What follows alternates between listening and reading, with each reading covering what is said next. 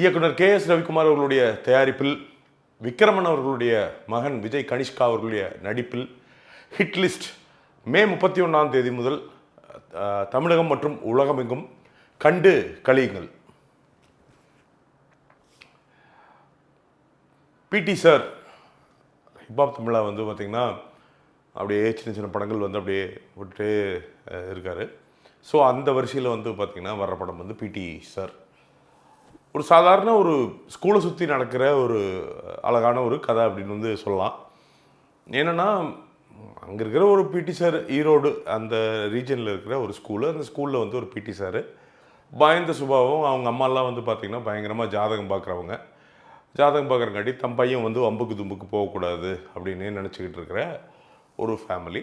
அப்போ அங்கே வந்து பார்த்திங்கன்னா அவங்க அந்த லொக்காலிட்டியில் வந்து பார்த்திங்கன்னா ஒரு கான்ஃப்ளிக்ட் வந்து நடக்குது. முடிஞ்ச அளவுக்கு வந்து அந்த கான்ஃப்ளிக்ட்குள்ளே கலந்துக்காமையே வந்து ஹீரோ வந்து சுற்றிக்கிட்டே இருக்காங்க. ஒரு கட்டத்தில் வேறு வழியே இல்லாமல் அந்த கான்ஃப்ளிக்ட்குள்ளே போக வேண்டிய ஒரு சூழ்நிலை வருது. உள்ளே போனோடனே அங்கே என்ன பிரச்சனை காத்திருக்குது, அதை எப்படி எல்லாம் சால்வ் பண்ணுறாங்க, என்னென்னலாம் பஞ்சாயத்து ஆகுது அப்படிங்கிறதான் வந்து படத்துடைய கதை. படமாக ப்ரிமைஸாக வந்து பார்த்திங்கன்னா ரொம்ப ப்ராமிசிங்காக இருந்தது. அழகாக சின்னதாக அப்படியே குழந்தைங்க ஃப்ரெண்ட்லியாக ஜாலியாக வந்து பார்த்திங்கன்னா பிடி சார் நம்ம வந்து வழக்கம் போல தான். என்ன ஸ்கூல்லாம் வந்து பார்த்திங்கன்னா மற்ற வகுப்புகளோட பிடி வகுப்பு வந்து ரொம்ப முக்கியம். இந்த ஒரு பீரியடை பாரோ பண்ணி தான் இது பண்ணுறீங்களா, வருஷத்தில் வந்து எடுக்க முடியாத ஒன்று தான் வந்து பார்த்திங்கன்னா ஸ்போர்ட்ஸ் டே வந்து கேன்சல் பண்ணிவிட்டு அன்னைக்கு வந்து எடுத்து நீங்கள் வந்து சாதிச்சிடுறீங்களா அப்படிங்கிற மாதிரி அந்த பிடி பீரியடு அதே மாதிரி ஸ்போர்ட்ஸுக்கான முக்கியத்துவத்தை வந்து சொல்லிக்கிட்டே வந்து இருக்கிறாங்க.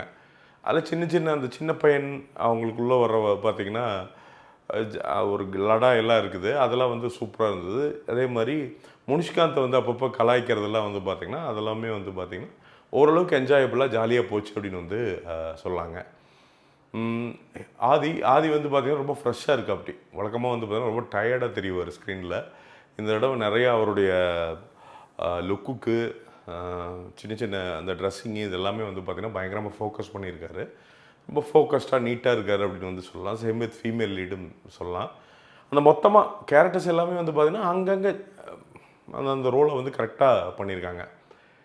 படத்தோட பிரச்சனை என்னென்னா, நம்பர் 1 ரிலீஸ் டேட் தப்பு. இன்றைக்கி வந்து ரிலீஸ் ஆகிறது அப்படிங்கிறது இது எனக்கு தெரிஞ்சு ஒரு மாதம் முன்னாடி ரிலீஸ் ஆக வேண்டிய படம். ஒரு மாதிரி சம்மர் வந்து பீக்கில் இருக்கும்போது, ஐ மீன் ஹாலிடேஸ் பீக்கில் இருக்கும்போது ரிலீஸ் ஆகி கரெக்டாக பொசிஷன் பண்ணியிருந்தாங்கன்னா இதோட ரிசல்ட் வந்து கொஞ்சம் வேறு மாதிரி இருந்திருக்கிறதுக்கான வாய்ப்புகள் வந்து நிறையா இருக்குது. பட் இந்த படமாகவே என்ன பிரச்சனை அப்படின்னு வந்து எடுத்து பார்த்தீங்க அப்படின்னா, இது வந்து அழகாக ஒரு ஸ்கூலு ஒரு பிடி சாரு அப்படிங்கிறப்போ வந்து பார்த்திங்கன்னா அவங்களுக்குள்ள என்ன பஞ்சாயத்து, அதை என்ன சால்வ் பண்ணுறாங்க. பிடி சார் இருக்கிறாரு, அங்கே ஸ்டூடெண்ட்ஸ் இருக்கிறாங்க, அங்கே ஒரு பிரச்சனை, அதை என்ன சால்வ் பண்ணுறாங்க அப்படின்ட்டு இருந்ததுன்னா ஒரு நேர்கோட்டில் போய் படம் முடிஞ்சு அழகாக வெளில வந்திருக்கும்.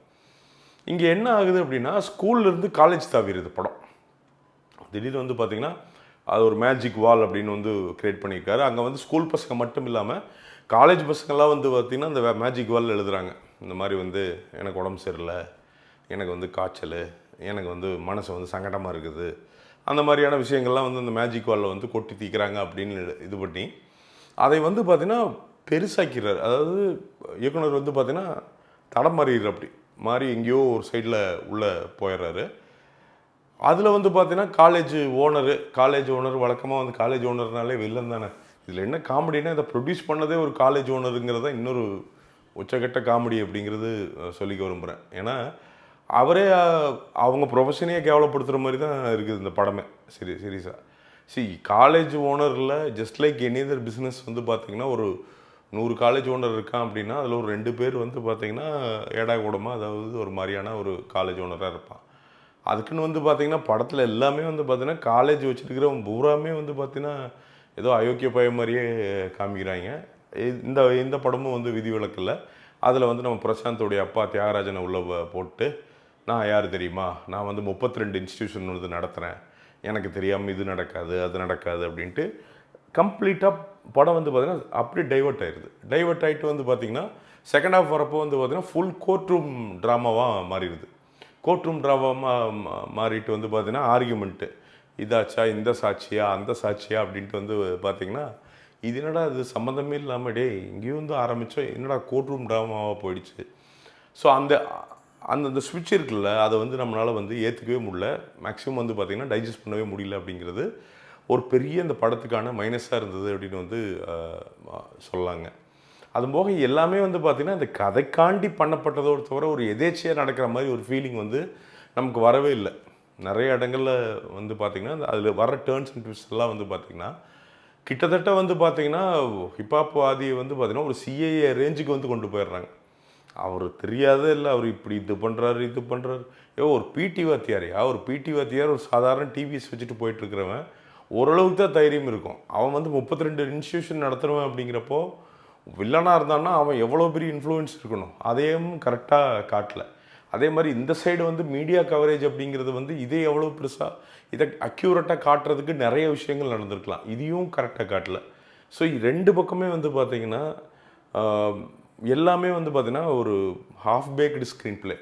அதனால் அப்படியே அரைகுறையாக வரங்காட்டிக்கு நமக்கு என்னதான்டா சொல்ல வர்றீங்க அப்படிங்கிற மாதிரி இருந்தது. அண்ட் நிறைய படங்களை ஞாபகப்படுத்துகிற மாதிரி இருந்தது. அதான் பிரச்சனையாகவே இருந்தது. பெண்கள் உரிமைக்காண்டி ஆப்வியஸ்லி பேசுகிறாங்க. செகண்ட் ஹாஃப் ஃபுல்லாகவே வந்து பார்த்திங்கன்னா பெண்கள்லாம் எப்படி போனோம், பெண்கள் அதெல்லாம் ஓகே. சரி, இந்த உரிமை பேசுகிறதெல்லாம் சூப்பர். ஆனால் இங்கே என்னென்னா என்ன பேசினாலும் சரி அதுக்குள்ளே ஒரு ஸ்க்ரீன் பிளேக்குள்ளே அது அடங்கிச்சு அப்படின்னா பிரச்சனை இருந்திருக்காது. பட் ஸ்க்ரீன் பிளேக்குள்ளே அது இல்லாமல் அது அந்த கருத்து மட்டும்தான் வந்து பார்த்திங்கன்னா மேலோங்கி இருந்துகிட்டே இருக்குதே தவிர, பட் அந்த ஸ்க்ரீன் பிளேவாக வந்து பார்த்திங்கன்னா நிறைய விஷயங்கள் வந்து இடருது அப்படிங்கிறது தான் பெரிய பிரச்சனை. ஆனாலுமே இளவரசன் வந்து சூப்பராக பர்ஃபார்ம் பண்ணியிருந்தார். சூப்பராக அந்த ஒரு பொண்ணை தொலைத்த அப்பாவாக வந்து பார்த்திங்கன்னா பக்காவாக வந்து பர்ஃபார்ம் பண்ணியிருந்தார். பர்ஃபார்மன்ஸஸும் எல்லாமே ஓகேங்க, ஒரு மாதிரி டீசெண்டாக இருந்தது அப்படின்னு சொல்லலாம். பட் ஆனால் அதான் சொல்கிறேங்க, ஒரு கன்ஃபியூஷன். டைரக்டர் வந்து பார்த்திங்கன்னா ஒரு ட்ராக்கில் போயிட்டு இருந்திருக்காரு. அழகாக ஸ்கூலில் ஆரம்பித்து ஸ்கூல்லேயே முடிஞ்சிருச்சுன்னா வேலை முடிஞ்சுது, அவ்வளோதான். அதானே பிடி சார். பிடி சாருங்கிற யார்?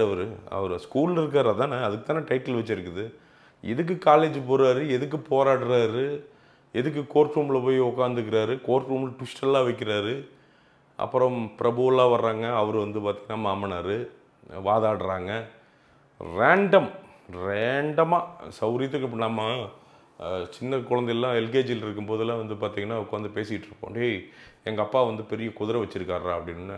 எங்கள் அப்பா பெரிய முதலை வச்சுருக்காரா அப்படின்ட்டு சும்மா வாயில் அடிச்சு சும்மா ஒரு கதைக்குன்னு ஏதோ ஒன்று வாயில் பேசிக்கிட்டே இருப்போம்ல மாற்றி. அந்த மாதிரி தோணுனதெல்லாம் வந்து பார்த்திங்கன்னா ஸ்க்ரீன் பிளேவாக வந்துருச்சு. அதுதான் இந்த படத்துடைய பெரிய பிரச்சனை அப்படின்னு சொல்லலாம். இருந்தாலும் நிச்சயமாக ஒரு டைம் பார்க்கலாம். ஒரு டீசெண்டான என்டர்டெய்னர், ஆபாசங்களோ வன்முறையோ எதுவுமே இல்லாமல், பெரிய இதெல்லாம் எதுவுமே இல்லாமல் ஒரு க்ளீனான படத்தை கொடுக்கணும் அப்படிங்கிறது வந்து கண்டிப்பாக டைரக்டர் முயற்சி பண்ணியிருக்காரு. அதற்கு ஒரு பாராட்டுக்களை வந்து தெரிவிச்சிருக்கலாம். அவ்வளோதாங்க. மீண்டும் ஒரு விமர்சனம், முன்னோட்டம் இல்லாட்டி வீடியோவுடன் உங்களை சந்திக்கிறேன். அதுவரை நன்றி, வணக்கம்.